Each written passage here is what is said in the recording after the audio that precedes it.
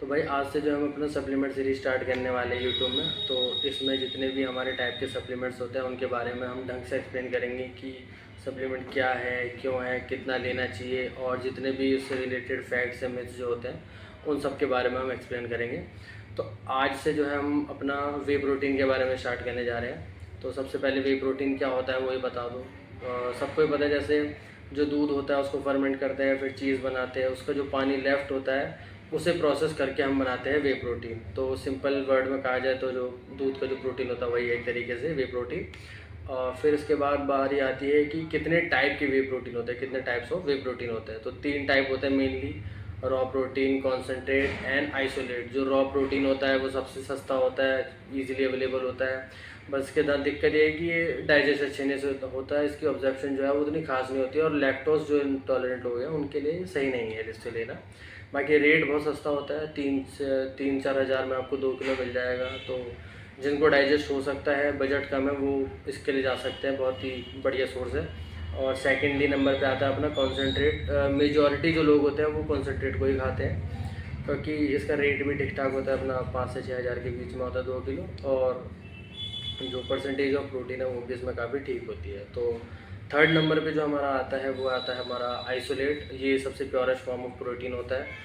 90-95% इसमें सिर्फ प्रोटीन होता है। और जो लैक्टोज इंटॉलरेंट लोग हैं खासकर उनके लिए तो बेस्ट है। उनको डाइजेशन की जिसको भी इशू होते हैं प्रोटीन से, वो तो इसी की तरफ जाए, क्योंकि ये उसके लिए बहुत सही रहता है। और अब आते हैं अपना फैक्ट या मिथ्स के बारे में। जो भी दिक्कतें या जो भी प्रॉब्लम लोगों को फेस करनी पड़ती है इससे रिलेटेड, जिसको भी कन्फ्यूजन होती है वे प्रोटीन से रिलेटेड, तो सबसे फर्स्ट नंबर पे आते हैं कि भाई क्या हमें वे प्रोटीन लेना भी चाहिए या नहीं लेना चाहिए। ये सबसे ज़्यादा लोग पूछते हैं कि वे प्रोटीन लेना है नहीं लेना, हमें ज़रूरत भी है नहीं है।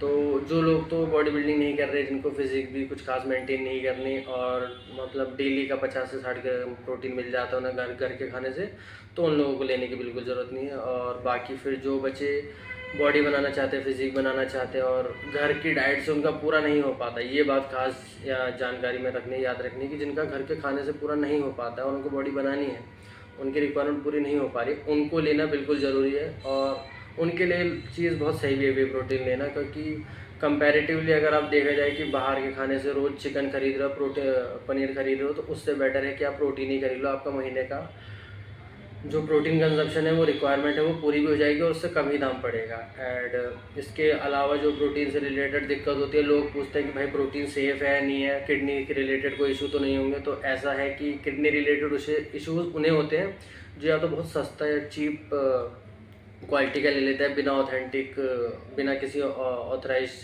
डीलर से लेते हैं, या फिर जो है एकदम चीप ले लेते हैं।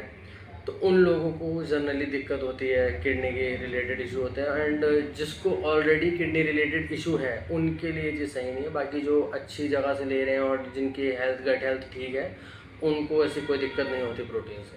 तो ये है।